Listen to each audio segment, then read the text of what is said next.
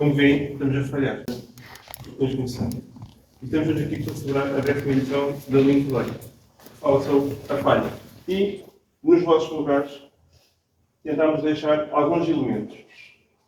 O óbvio, para tirarem notas e, portanto, poderem fazer o vosso resumo. Uma água para hidratar. Okay. O ovo mal para ganharem coragem e falar, se vos faltar um bocadinho de açúcar para esse ponto.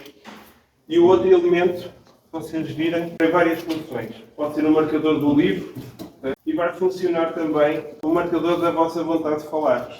Como se faz nos leilões. Depois vou pedir aqui na segunda parte, quando quiserem fazer a vossa intervenção, sinalizem. Por uma questão de agilidade e conseguimos que toda a gente tenha o seu momento e fale e partilhe de uma forma tão organizada quanto possível. Okay? Uma última nota, antes das pessoas, do espaço. A escolha do espaço teve a ver com o próprio evento de falhas. Atualmente esta casa é uma falha na avenida. Alegadamente temos uma avenida moderna, cheia de construção moderna, que não preserva o antigo. E esta é a única casa que tem uma traça, tem uma história e tem uma história de vida. E como tem uma história de vida ligada a uma pessoa, tem sucesso e tem falhas. E portanto fazia sentido para nós ter um espaço com alguma história, com uma marca diferente na própria cidade e na região, e voltarmos também à cidade, onde estivemos um bocadinho afastados nas últimas edições. Posto isto, vamos começar com as pessoas e portanto, vamos começar. Não vou apresentar ninguém com currículos, vou apresentar como é que eu conheço as pessoas, qual foi a ligação, o que é que estão aqui. Depois cada um parar, se queres entender, algo mais técnico. E a primeira pessoa é a Ana Daniel. E Ana, o palco é teu. E quando o Ricardo me disse, olha, tens que falar sobre o insucesso, algum insucesso que tenhas tido e que tenha sido algum sucesso. E a primeira coisa que eu disse ao Ricardo, não me lembro assim de nada que tenha falhado na minha vida redondamente e que eu me arrependa vivamente de ter seguido aquele caminho. E o Ricardo muito sabiamente disse, olha, tens esta pequena particularidade na tua carreira, provavelmente não é um falhanço, mas é algo que se calhar não teve o desfecho que eu tinha no início. E eu acho que se pusermos o falhanço ou a falha nessa perspectiva, as expectativas iniciais que nós tínhamos não corresponderam às expectativas finais que nós tivemos, né, ou a realidade que depois tivemos no final, eu acho que aí podemos considerar bem, se calhar não foi realmente aquele sucesso que eu tinha visto no início.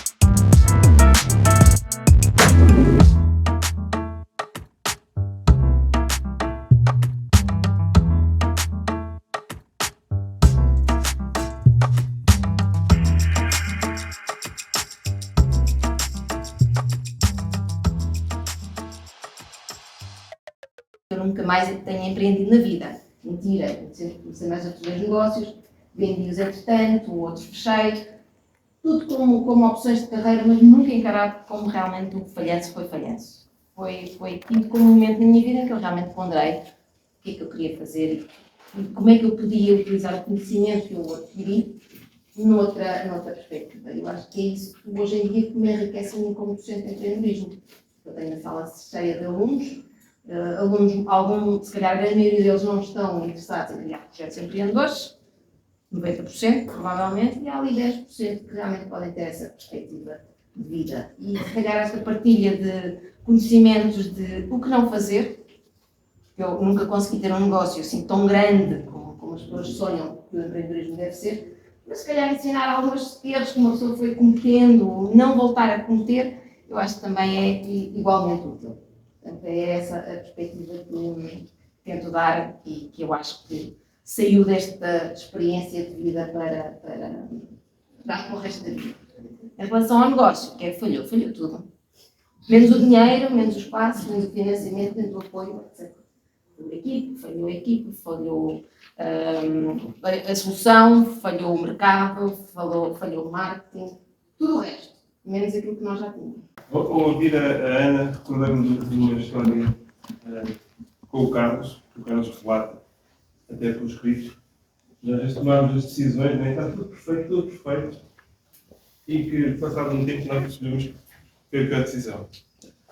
Houve uma decisão que eu tomei no dia 6 de agosto de 2014. E porquê é que eu sei isto? Porque eu nunca havia ter ido àquela reunião, nem sequer ter falado. Eu tinha sido para a primeira vez dia 1 de agosto, significa que tinha ido para casa dia 5, e eu tinha uma reunião dia 6 para decidir uma posição numa empresa, uma gestão de continuidade. E, portanto, eu tinha que ir à reunião, mas eu não queria estar lá. E, portanto, a reunião começou, e alguém em quem confio, que é uma pessoa brilhante, puxou um caminho, e toda a gente discutiu o caminho, e houve uma decisão. E como eu me queria ir embora, disse, espetacular, contem comigo, é esse o ponto. E pronto, e o ponto foi fazer o quê? Foi uma aprendizagem de negócio. Um perfil diferente é a Anabela Antunes, que é uma repetente connosco. A Anabela já esteve presencial, online. Tem um papel muito importante na região de Aveiro, porque passa-se muita coisa em Lisboa e no Porto, e nós não podemos ficar fora disso, e portanto faz todo o sentido. E nem de propósito, a apresentação também que fez e aquilo que disse, que eu gosto muito de trazer as pessoas comigo. E portanto, o que é que eu tenho para partilhar convosco hoje?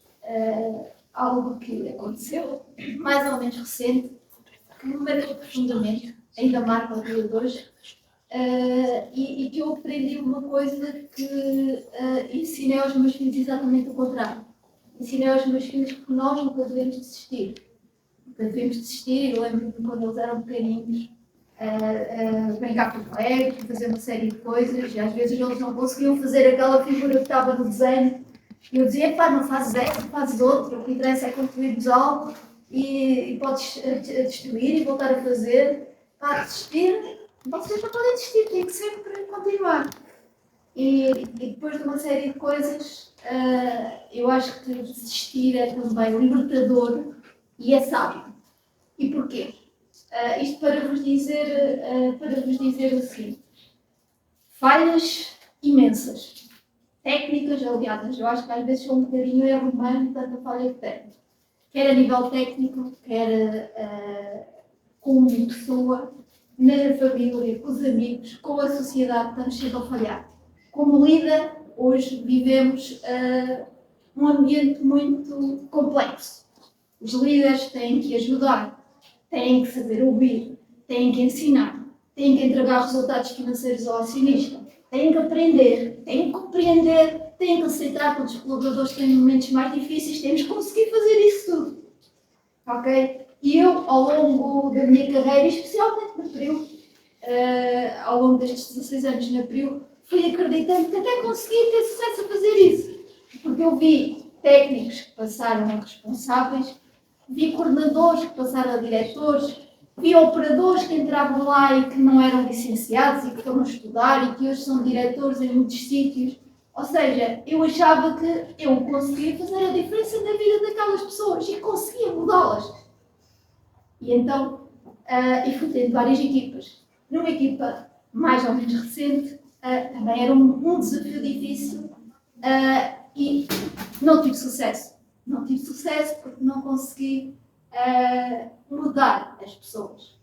E eu acho que a minha insistência de ter tido tantos casos de sucesso, que consegui, o facto de insistir tanto em querer que as pessoas mudassem, vamos tentar esta abordagem, vamos fazer mais isto, vamos fazer mais aquilo, em tentar tantas vezes fazer isso, deixou-me de ver outra parte do problema, que eram as outras pessoas que estavam à volta, que eventualmente também podiam estar a ser influenciadas. E se calhar não cuidei delas como devia para cuidar de outras pessoas. Ok? Até que tomei consciência que não estava a fazer isso bem, e quando eu digo desistir, ou virar essa página, é um bocadinho isso. Às vezes nós temos que aceitar, por muito que a gente faça, não conseguimos mudar os outros.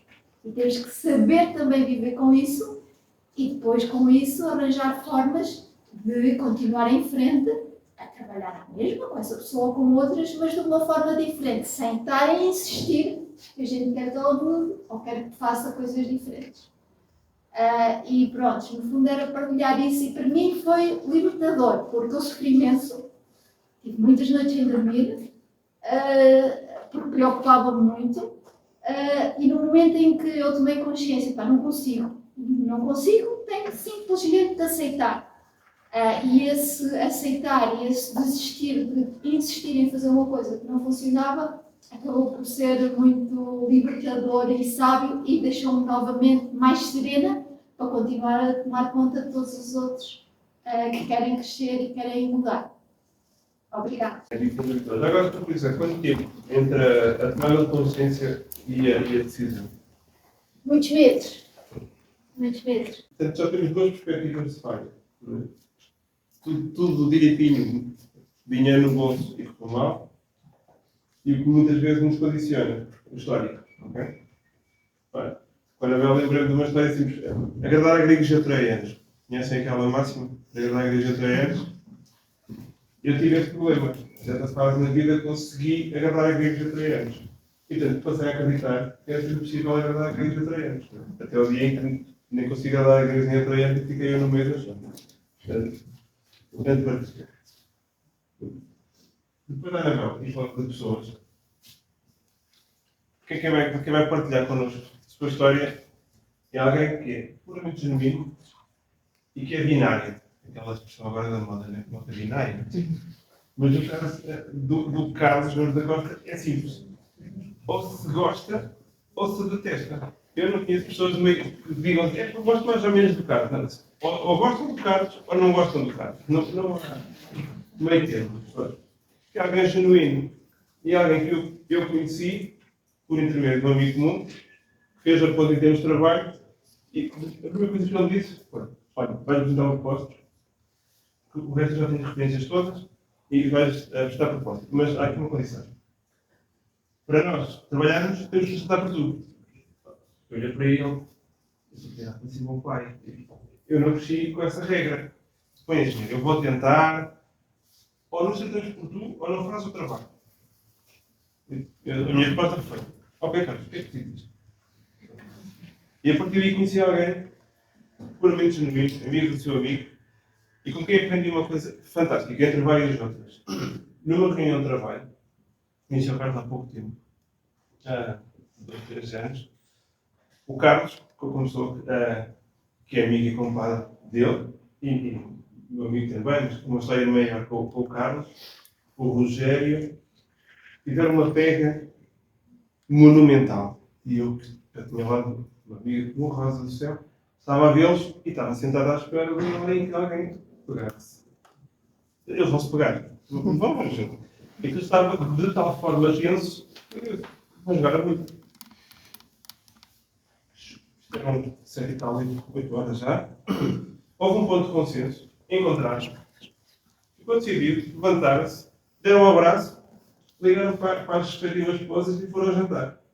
E portanto, naquele dia eu aprendi. Nunca mais me digam que não é possível separar a amizade de trabalho, porque eles são provas vivas de que não jogaram a bulha ao estado, mesmo eu sou. Talvez por um bocadinho, chegou ali e foram jantar. Portanto, foi um ensinamento fantástico e por isso é que eu digo: ou se gosta ou não se gosta. Eu gosto. E tenho aprendido muito com o Carlos. E portanto, o Carlos tem sempre boas histórias, contrariamente à Anabela e à Ana, que são comedidas no tempo. O desafio do Carlos vai ser continuar o tempo. Vai ser sempre um bom desafio. Portanto, Carlos. É assim. Como acabei de começar isto, eu sou empreendedor desde os 10 anos de idade. E dos 10 anos de idade até agora, até aos 68, eu fundei 10 empresas. Eu nunca falhei. Sabem porquê? Nunca perdi a alegria de viver.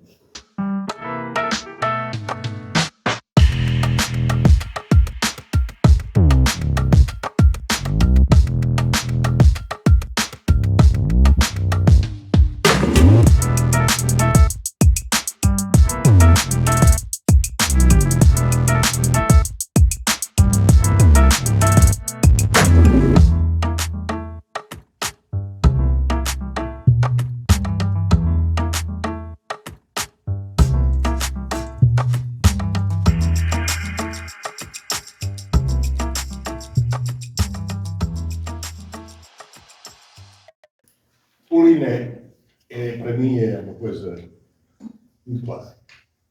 Fazer simples.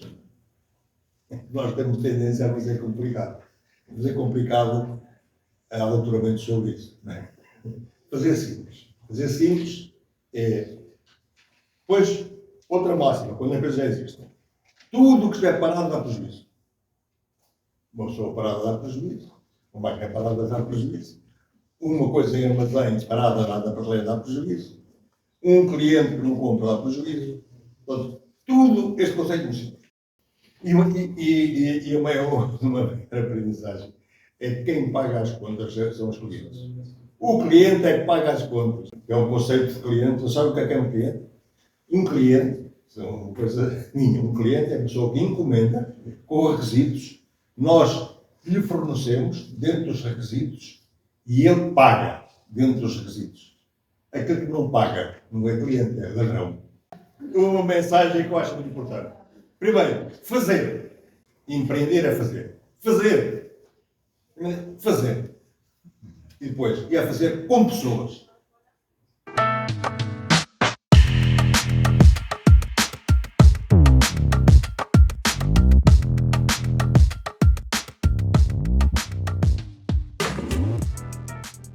Mas isto é assim, e a vida é assim. E quem empreender pensando que não é assim, como eu, dá com os burros na água, não é? Portanto, foi uma coisa que é importante. É preservar sempre o seguinte, nunca perder a alegria. Isso é um sucesso. Eu, por isso, sou um homem de sucesso, aos 68 anos, de muito sucesso. Tenho uma família robusta, que atingiu hoje os nossos objetivos, e eu acordo todos os dias com alegria de fazer coisas novas, como é de estar aqui hoje a partilhar isto aqui nesta conferência que o Ricardo promoveu. A empresa tinha tudo. Tudo para correr, tudo. Máquinas, técnicos. Queria começar com tudo estruturado, não é? Tendo um linha de caminho, tudo impecável. Teoricamente perfeito. Sim, no papel, lá está, no papel e no sítio estava tudo perfeito. Mas só como é que eu cliente? Não havia cliente. E portanto. E para lembrar este caso, está no meu livro, neste livro, que é, eu dou esse exemplo nesta empresa, em que fomos sócios, é daqueles que a gente pega numa receita, faz um bolo, a gente está a olhar para o bolo por vidro, não é no fundo, o bolo está maravilhoso. A gente está para vigiar e o bolo. Fica do lado à base. Esta empresa tem esse tipo, bolo tão lindo. Tinha os ingredientes todos, maravilhosos, tudo ali, que veio, tudo não sei o quê. Ai, tão lindo, está o bolo. Vamos para vigiar para pôr para ali, tudo ali. Faltavam os professores de ginásio. Foi nesta empresa que eu vou estar aqui no dia 6 de agosto. Pois é. A segunda fase, é mesmo agora, só falta aqui um danoninho. Vamos embora para o danoninho. Fiquei. Carlos, muito obrigado pela tua Obrigado, eu. Quando eu conheci a Filipa, no âmbito da Extrema Conferência depois na Universidade de Rio, a primeira característica foi aquelas pessoas que são tipo o Speedy Gonzalez, que há energia, sempre de um lado para o outro, tudo a correr. E com muita alegria a falar dos processos e daquilo que fazia. E a gostar do que fazia. Essa foi a primeira fotografia que critiquei. E a segunda fotografia foi alguém que também pode fazer alguns amigos, mas não faz muito, porque é um bocadinho mais direta, mais frontal. E, portanto, são daquele tipo de pessoas que normalmente as pessoas não gostam muito, né? Que diz o que pensa e, ou quem, até como uma frase aqui do Carlos, né? Quem diz ou escreve o que pensa, arranja inimigos. E, portanto, eu quando ouvi a Filipe falar, já sei, Filipe é daquelas pessoas que está sendo linhas de fogo agora. E nunca fui escuteira, portanto, esta coisa não pode dar nada a mim. Não, ok? Pegando nisso, lembram-se de há uns anos atrás haver uma história com um helicóptero que foi recolher uns escuteiros a uma serra? Não se lembram? Foi do meu grupo. E falar nisso, a história tem uma falha fantástica. Primeira falha. Eu não fui a esse acampamento, não é? Falhei, não estive lá perdido. Alegadamente perdido. Porque os que alegadamente estavam perdidos, eles sabiam onde estavam. Okay?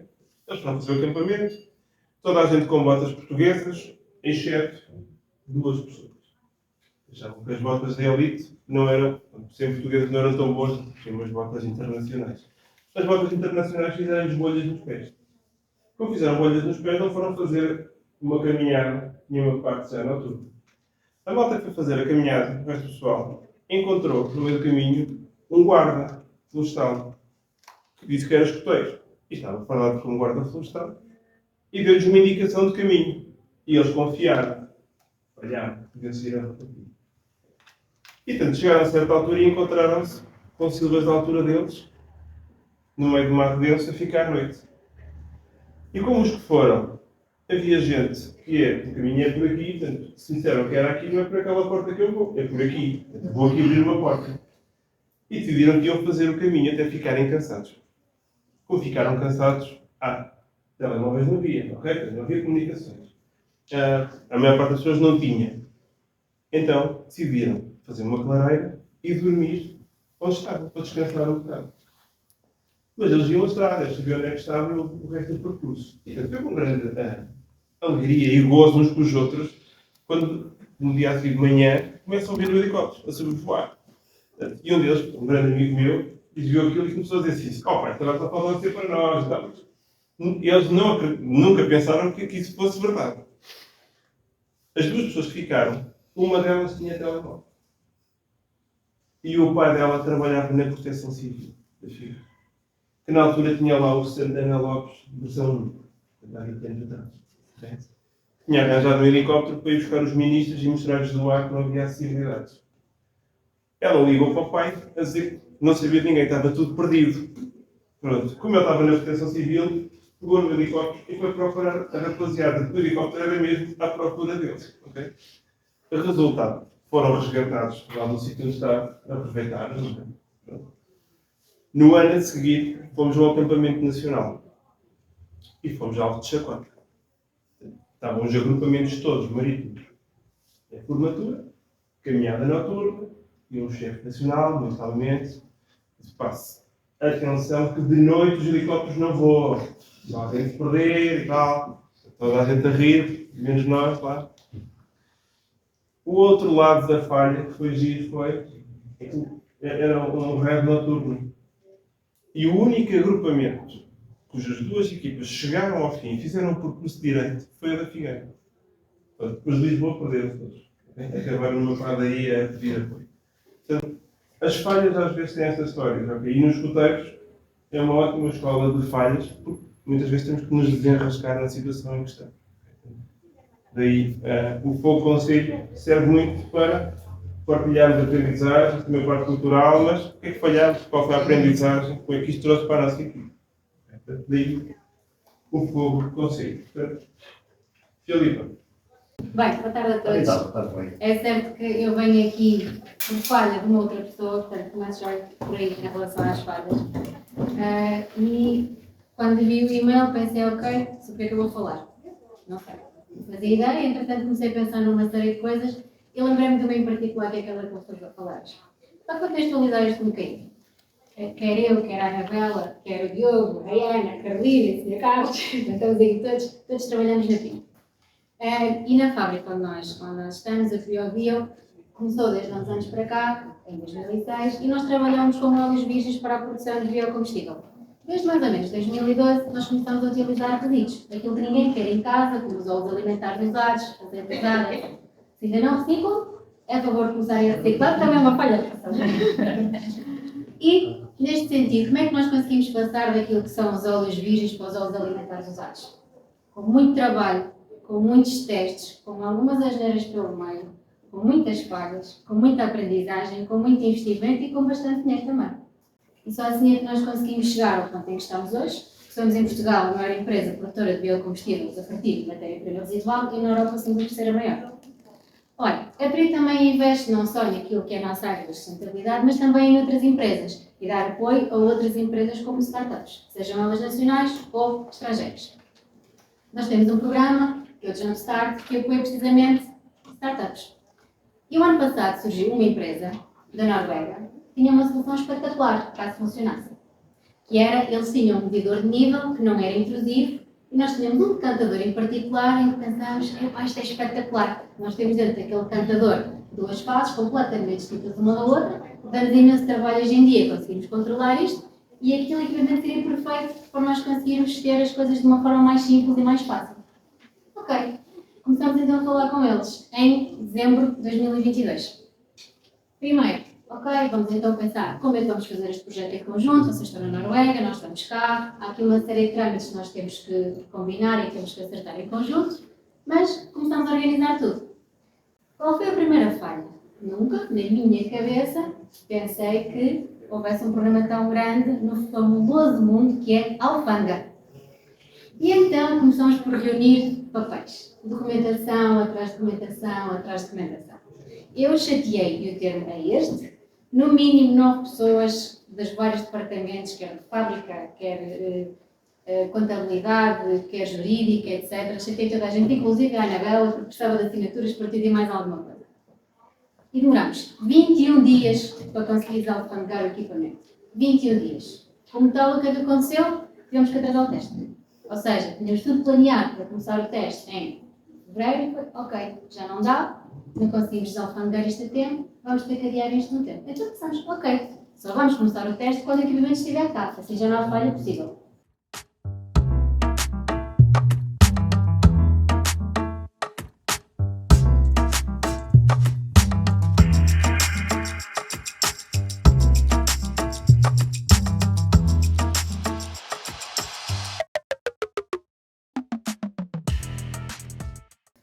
O certo é que, 3 semanas depois, ok, estão aqui os resultados, e efetivamente não correu bem.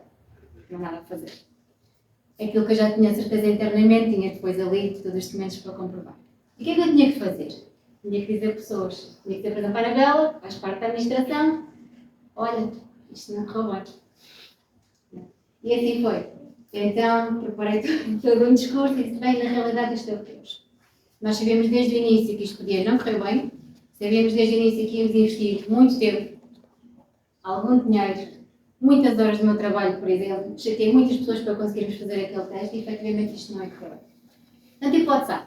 Ou eu ficava muito triste e caramba, deitei tudo ao chão e toda a gente ficava chateada e não temos de voltar a fazer isto e tem que dizer. Ou então tínhamos a hipótese B, que é, ok, o que é que aprendeste com isto? Não correu bem, mas eles perceberam que neste momento a tecnologia deles não está operacional para conseguir trabalhar neste tipo de equipamento. Eles próprios perceberam que têm que modificar, o que é que têm que fazer e muito provavelmente em breve poderão conseguir utilizar este tipo de equipamento em cantadores como os nossos ou noutros equipamentos deste género. E isso permite a eles também conseguirem crescer.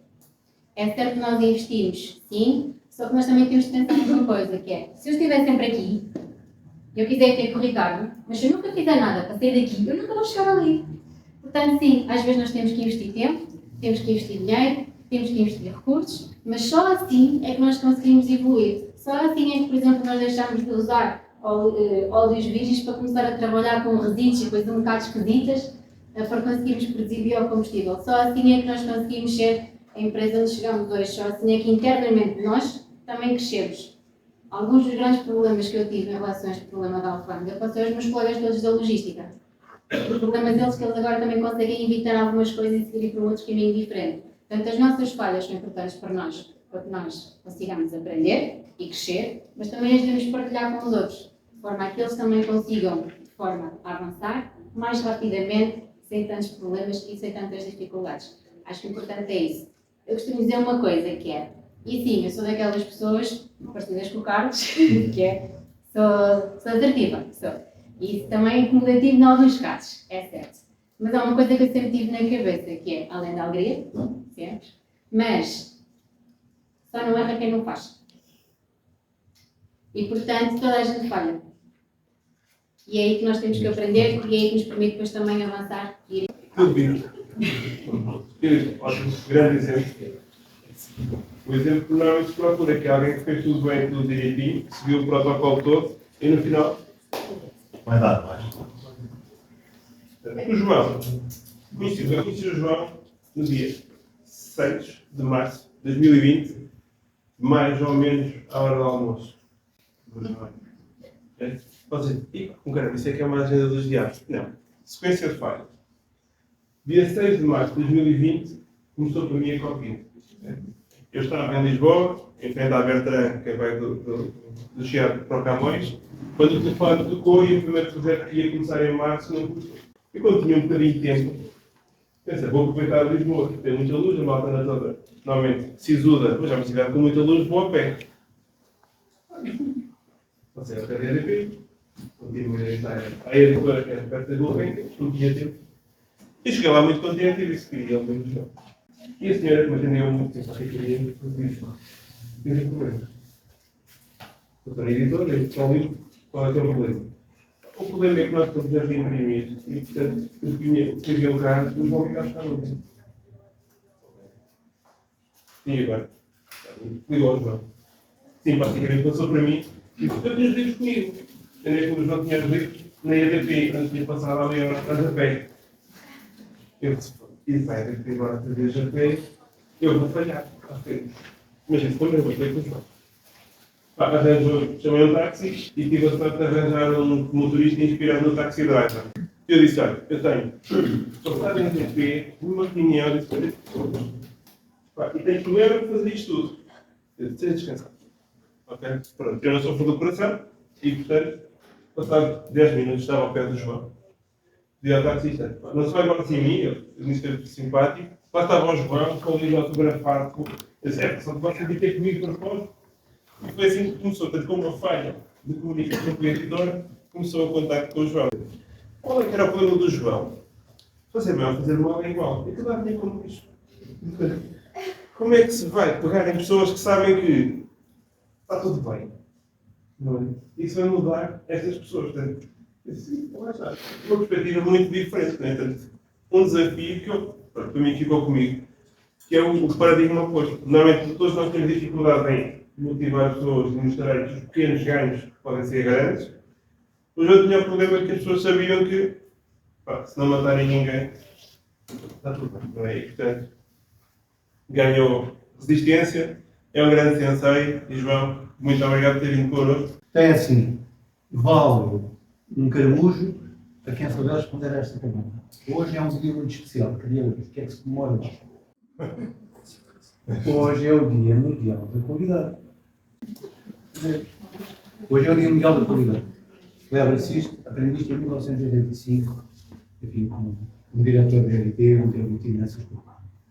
Tenho 40 anos de EDP, consegui fazer 40 anos lá. Fiz N coisas, comecei a trabalhar no Algarve, não sei quantas encarnações de trabalho. A última coisa que fiz na EDP foi, onde o Ricardo me conhecia, na EDP Distribuição, e sim, o que ele disse é verdade. Foi a coisa mais complicada que eu tive que meter na cabeça do estagiário de gestão industrial, que na EDP o prejuízo não conta. Mas fizemos um programa lindo durante 2 anos e meio, movimentámos 2.500 pessoas, formámos 254 nestas coisas das ferramentas e tal, teve um benefício estimado, calculado de 7 milhões e meio e 2 milhões e 900 mil em custos operacionais.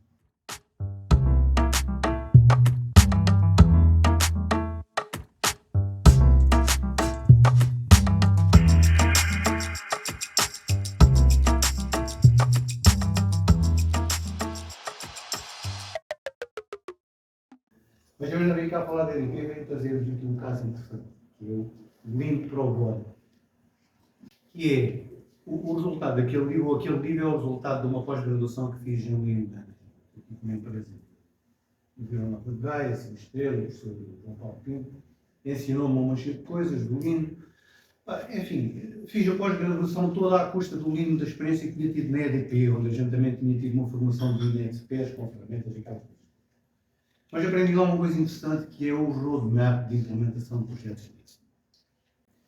E o roadmap é isso. A única coisa que falta no Lean no nosso país são projetos planeados. Roadmaps, para seguir. Ter um plano para seguir. Fazer um plano, faz um plano e depois tem-se um plano para seguir. E aqui depois no fim vai dar os resultados que tiver que dar. A gente planeia. Vocês sabem que não planear é planear para falhar. Portanto, qualquer plano que a gente faça, cumprindo o método de detecção de desperdícios e de problemas, de 11 passos, o método de 11 passos, fazendo aquele método, a gente tem sempre resultados. Podem ser assim, podem ser assim, podem ser assim. Mas temos sempre resultados, há sempre resultados, desde que se façam. E eu Fui pela primeira vez numa escola, que era um agrupamento de escolas, General Humberto Delgado, em Louros. Fui assistir, mais 2 colegas, a alguém que tinha feito nessa escola da Brigada, e ele veio-nos ensinar a nós como é que ele fazia lá. E depois, entretanto, eu também já tinha escrito o livro, aquilo que aprendi, o que vi, fiz um roadmap. E esse roadmap, e é disto que tenho que falar, e a falha, no fundo é isto que está aqui, que é a gente faz um percurso e depois, a determinada altura, vamos fazer análises e temos que fazer inversões, temos que escolher outros caminhos e mudar. E, portanto, a falha é esta. Temos que Os zigue-zagues. Exatamente. Mas se a gente não fizer os zigue-zagues, a gente continua na mesma e o projeto aqui continua sempre a falhar. O roadmap é assim. São 6 fases. Começa-se com uma reunião com a gestão da escola, da IPSS. Começa de cima. O INE é de baixo para cima, mas tem que começar sempre pelo topo, diz assim, não é? Começa sempre por cima. E essa reunião é para lhes apresentar o projeto. A gente apresentou o projeto, depois eles têm ali um tempo de meditação para dizer se querem ou se não querem. Se não quiserem, tudo bem, portanto, só se forem eles na reunião, ninguém fica comprometido, eles não têm obrigações de prestar a ninguém. Se quiserem, a gente avança para a fase 2. A fase 2 é a construção do plano estratégico das melhorias que eles querem fazer. Levávamos lá, eu vou falar no passado, depois tenho que falar do presente. Né? Levávamos lá uma técnica de criatividade que é a OPA, em que o corpo de gestão da escola, que era, em termos de empresa, seria a administração e os diretores, vão definir o projeto estratégico. Onde é que querem ir, o que é que querem melhorar, para onde é que querem ir, quais são as coisas e tal. Depois fazemos, entretanto, uma formação limpa, eles irem percebendo como é que as coisas vão, vamos dando alguns conceitos de limpo. Depois, a reunião a seguir é com toda a gente da escola, com toda a gente da IPSS, onde eles vão desdobrar a estratégia por outra técnica de criatividade, que é o metaplan, põe-se lá as frases da estratégia, depois eles dão ideias para fazer as melhorias e tal. E dali sai um plano operacional. Já vamos no terceiro workshop. O quarto workshop é formar em conteúdos lean, fortes, suportados, para que eles consigam depois gerir o projeto para a frente, que é formar os Lean Experts. Um PNO do projeto. O projeto fica construído, temos um plano estratégico, temos um plano operacional e o projeto fica construído aqui. Agora, alguém tem que gerir aquilo. Não nós que estamos lá de voluntários, mas eles dentro da escola, dentro da IPSS, têm que garantir a construção daquilo. Como é que eles fazem isso? É através desse Lean PNO. Um Project Management Office faz a gestão do projeto que está escrito, está documentado. A partir daqui não há dificuldades mais nenhuma. Fazemos estas formações, eles a seguir fazem um piloto, escolhem uma das iniciativas e fazem esse piloto, e depois do piloto é o Go Live. Portanto, eles começam a formar pequenas equipas, consoante o plano operacional, começam a alocar gente, a equipas, a formar essas equipas em engenharia, eles PNO. E isto é giro. Isto demorava 37 horas. A nossa intervenção lá eram 37 horas. Então o que é que a gente percebeu? Que entre o workshop 2, que era. Não. Entre o workshop 3 e o workshop 4, que era quando eles definiam o plano operacional, onde definiam as ideias, que vocês pensem que uma escola com. Olha, este conjunto de pessoas, eu não sei quantos estou aqui. 50 pessoas? Legal. Para 50 pessoas. 50 pessoas nesse método de trabalho dava só qualquer coisa como 1200 linhas escritas de ideias para iniciativas de melhoria. Ou seja, agora vejam o que é que isto dá, ter que passar isto por um filtro de ordenação alfabética, por exemplo, para eliminar repetições, para compor frases, fazer passar isto por um filtro de custo-benefício, porque eles só avançam se tiverem lá os verdinhos na relação custo-benefício, ou os amarelos, que estão muito, para a segunda fase.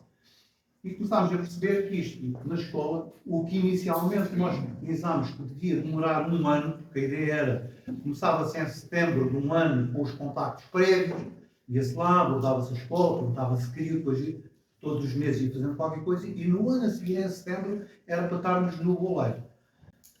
A conclusão que a gente chegou é que este tempo era demasiado, as pessoas dispersavam-se e a gente não tinha eficácia nenhuma daqui. Éramos eficientes, porque o projeto estava todo. A gente decidia às horas, era 37 horas que a gente vai gastar, era 37 horas. Né? Então começámos a perceber que este ato de tempo fazia as pessoas dispersarem-se e perderem aquela motivação inicial, aquele elan de fazer e tal. Então, esta é a falha. E tivemos que dar uma volta a isto, tivemos que encurtar. O projeto hoje são 24 horas, em que 12 horas são de trabalho em sala e as outras 12h30, mais coisa menos coisa, é de todos. Portanto, já não é um tempo onde a gente esteja a investir e as pessoas. Portanto, já está a arranjar. E tivemos que mudar isto. O que é que a gente mudou? Não mudámos a estratégia, não mudámos a definição da estratégia, não mudámos a definição do plano operacional, simplesmente mudámos as técnicas. E então, em vez de fazermos a ópera para serem eles a dizer, fazemos uma análise de plano. Depois dali, tiram-se as frases-chave para construir as ideias para o plano operacional. E na mesma sessão, portanto, no mesmo workshop 2, fica definido o plano estratégico e o plano operacional. Então, e o workshop 3, que era ir lá, falar com as pessoas todas da organização, dar a formação de Lean para que eles percebam, é logo isso vai ser o Lean PMO, que vai fazer uma coisa, uma palavra em japonês, que é assim que se chama hoje o workshop, é o workshop 3, Yokoten. Yokoten é a transmissão de conhecimento, transmissão de informação. Vai ser este PMO que vai ter que fazer reuniões, que demora 2 horas, vai ter que fazer reuniões de 2 horas com todas as pessoas da organização e depois a mudança é esta. A gente mudou o paradigma. Percebe? A gente vai lá com um plano em branco. Como está em branco, completamente. Uma folha que a gente põe na parede e eles é que escrevem. E eles é que dizem o que é para a gente escrever ali. Então a gente leva ao médico, levamos o conhecimento e eles é que vão dizer. Os problemas são sempre os mesmos. Ou é problemas de tempo, ou é problemas de dinheiro, ou é problemas de qualidade. Não vale a pena. Mas cada IPSS, cada escola tem os seus próprios problemas dentro disto. Portanto, dizer, havia alguém agora numa formação que fomos, ainda agora na segunda-feira, havia alguém que me perguntava assim, então, mas dessa experiência toda e tal, quais são os problemas comuns? Eu ri-me para ele. Os problemas são iguais em todo lado agora. O senhor na sua IPSS tem um problema que é igual ao outro, mas o seu não é bem igual ao outro. Porque lá tem 3 funcionários e você só tem 2 ou 1. Portanto, o problema, apesar de se chamar da mesma maneira, não são iguais. As dimensões, o tamanho, as importâncias não são iguais. Portanto, a gente faz fatos à medida. E esta foi a aprendizagem, Ricardo. Isto foi a mudança. Eu só queria deixar aqui mais uma frase, que é uma frase que me tem enviado. Os problemas assumem-se, analisam-se e corrigem-se. Esta é a frase dele. E é por aqui que a alegria, essas coisas todas, já não por aqui sempre. Os problemas são problemas, a gente nunca vai viver sem problemas. A primeira coisa é assumir, temos um problema. Assim que a gente assume que tem um problema, já estamos com o meio caminho andado para melhorar. A seguir analisamos, é um problema porquê? É a pergunta sacramental, não é? Porque é que isto está a acontecer? É quem foi que fez porquê? Porquê é que isto acontece? Quando a gente faz a pergunta do porquê, estamos sabes. Metade das portas a gente já tem. E as pessoas vão dizer. E depois corrigimos aquilo que foi mal feito. E depois do João temos o Pedro. Eu conheci o Pedro por uma falha. Porque um dia estava a falar com uma pessoa comum, com a Cláudia, e estávamos a falar de partilha. E de trabalhar em equipe. E estava a fazer uma pesquisa, estávamos a falar, e aparece um texto a falar de redes de partilha. E na altura, tinha tido umas conversas com outra pessoa e disse, pá, tens que ver isto. E eu partilhei aquilo genuinamente, porque achava que era a mesma coisa, e portanto, tinha ideia de unir esforços. E quando terminei a chamada, liguei, e fiquei logo com a cabeça a pensar, e disse, espera, melhor do que dividir, a gente vai se unir aqui todos, e temos valências diferentes, vamos crescer. Pronto. E passado uma semana descobri que a pessoa achava que eu tinha feito aquilo de propósito, e que andava há um mês a fazer algo para destruir uma ideia qualquer. Eu fiquei completamente boquiaberto, pedi à pessoa para falar com a Cláudia. Fiquei boquiaberto. A pessoa falou, nunca mais me disse nada daquilo que a Cláudia disse. Foi o desafio de começarmos a trabalhar e tentar levar a partilha. Não tem sido um processo fácil. A pandemia atrasa tudo, a mentalidade não é fácil. Temos alguns parceiros que estão muito pacientes connosco, mas temos feito o caminho. E o Pedro teve uma experiência internacional dentro da área da mídia contínua, portanto ele consegue e conceber se a nossa cultura é tão má como nós muitas vezes a pintamos. Nós até após pintam muito bem o quadro, mas na verdade quando nós vamos ver dentro de casa é um bocadinho pior. Então, tem muita experiência. Vamos tendo aqui cumplicidade e amizade. É uma pessoa que esteve nas últimas edições como moderador da mesa redonda. Tem experiência na parte editorial e tem estado aí e este ano disse, não vais estar a moderar, vais saber o que é bom para a tosse e o que é que os outros passam e vais tu partilhar connosco para nós aprender com o caso teu. Portanto, muito obrigado O fogo é teu. Os alentejanos, fui estar para Lisboa com 17 anos, voltei ao Alentejo, depois, a certa altura, vim para o Norte. Já passei por muitas empresas diferentes, muitas pessoas diferentes, muitas organizações diferentes, muitas culturas diferentes. E desde cedo, desde o estágio profissional, curricular, depois o estágio profissional, e os primeiros anos de empregado, receber os primeiros ordenados, que o Lean, na altura era eu não sabia o que era aquilo, mas logo, toma lá, isto é pelo Lean, estamos trabalhando. E eu comecei a perceber o que era aquilo. Melhorei contigo. Produzir mais com menos, ser mais rápido, ser mais fácil. Mas as coisas técnicas, isso vais aprendendo, não é? Andar de bicicleta, a gente anda melhor consegue. Mas havia muita coisa ali associada ao Lean que não era técnica. E essas é que se vão perdendo com a experiência e lidando com as pessoas. E eu tenho duas falhas para partilhar convosco, não são falhas técnicas. Falhas técnicas há muitas. Fiz alguns erros, mas isso corrige os erros e os resultados melhores. Não há muito a contar. Estas duas falhas foram falhas que me acompanharam desde aquele momento, e não foram há muitos anos. Que me acompanharam, desde que aconteceram, têm vindo a acompanhar e me têm moldado na arte da liderança, do estar com as pessoas, do levar as pessoas, trazer as pessoas a bordo deste barco que é a melhoria contínua. E como disse, eu passei por muitas organizações diferentes, mas desde cedo percebi que, e quando me foi apresentado, percebi todo o que é este sistema, o que é isto que nós, se calhar todos conhecem, o Toyota Production System. Certo? Depois existe o consequente a Toyota Way. Como é que tudo isto se mantém? O Toyota Way está sempre em dois pilares. Um é a melhoria contínua e o outro, qual é? O respeito pelas pessoas. E é esse que requer muita aprendizagem, muita experiência. E há não muitos anos, alguns, a meio da carreira, e já com 20 anos quase de experiência, ainda não sou um veteraníssimo, mas já tenho alguma experiência com países diferentes, com organizações diferentes, como disse. E então, eu cheguei a um ponto da minha vida, que tive que começar, já passei por muitas, já mudei de cidade várias vezes, e em duas ocasiões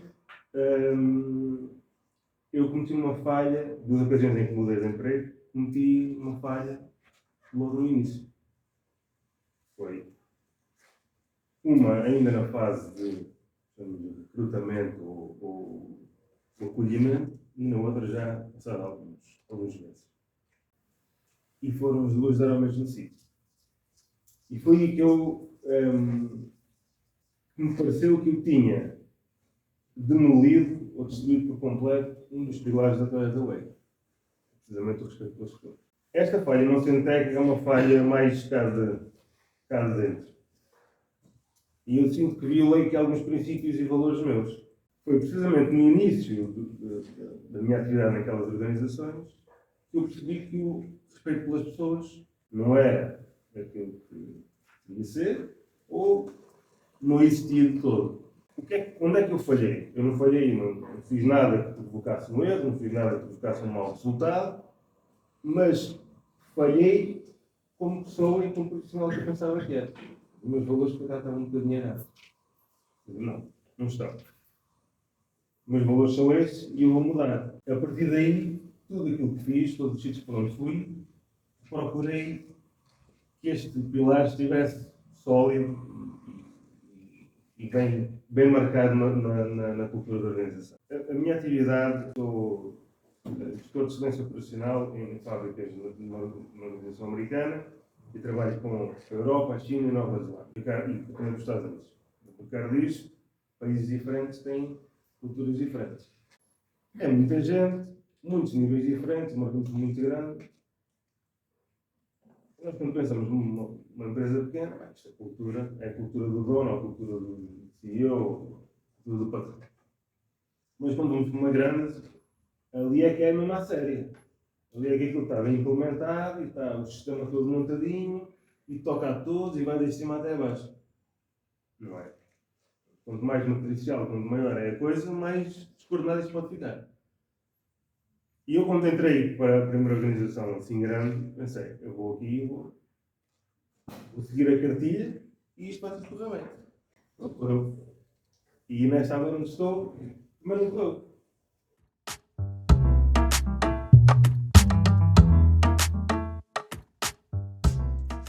Aprendo muito com esta minha falha. E foi aquilo que vocês já todos disseram, que os erros corrigiram-se, as falhas superaram-se, aprenderam muito. E eu tiro muito destas minhas falhas. E tento todos os dias, porque todos os dias faço trabalho, não é coaching, life coaching ou financial coaching, ou outra coisa, é coaching lean, coaching Kaizen coach. Todos os dias faço isto e todos os dias levo esta aprendizagem para o terreno, seja ele o shop floor ou o chão de fábrica, seja ele o departamento financeiro, seja um departamento de recursos humanos ou logística. Estes ensinamentos, os ensinamentos que saíram destas minhas falhas pessoais e do meu íntimo, moldaram à séria naquilo que eu faço. E a minha abordagem para com as pessoas, com os processos, com a organização em si, mudou drasticamente.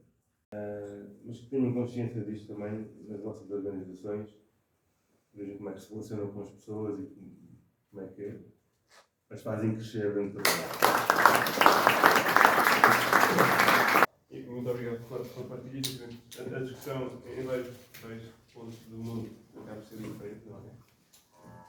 Aqui, Não quis alongar isto, porque não valia a pena, mas é uma conferência só eu quando estudava, depois também estive na Holanda e para nós andávamos cá a fazer tudo em papel, já tinha um blackboard e toda a gente tinha acesso ao blackboard do 21. Eu pensei, uma pessoa do Sul, discriminar, qualquer coisa.